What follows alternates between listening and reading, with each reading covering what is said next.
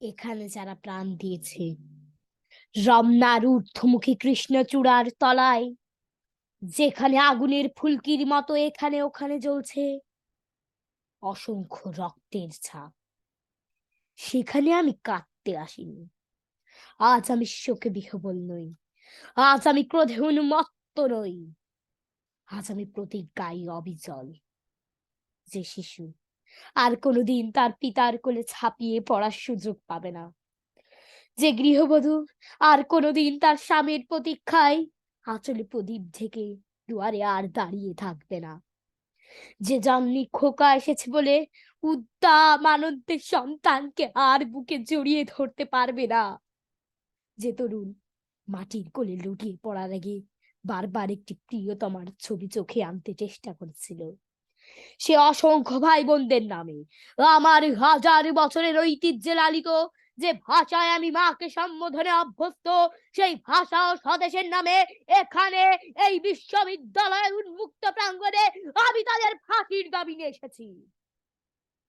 যারা আমার অসংখ্য ভাই বোনকে নির্বিচারে হত্যা করেছে। ওরা 40 জন কিংবা আরো বেশি, যারা প্রাণ দিয়েছে ওখানে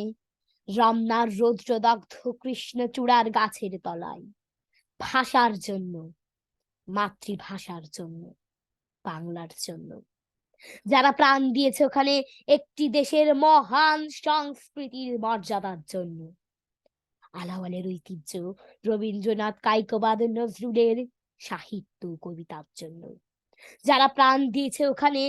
পলাশপুরের মকবুল আহমদের পুঁথির জন্য, রমেশ শীলের গাথার জন্য, জসিমউদ্দিনের সজন বাদিয়ার ঘাটের জন্য, যারা প্রাণ দিয়েছে ভাটিয়ালি বাউল কীর্তন গজল নজরুলের খাঁটি সোনার চেয়ে খাঁটি আমার দেশের মাটি, এ দুটি লাইনের জন্য, দেশের মাটির জন্য। রমনার মাঠের সেই মাটিতে কৃষ্ণচূড়ার অসংখ্য ঝরা পাপড়ির মতো 40টি তাজা প্রাণ,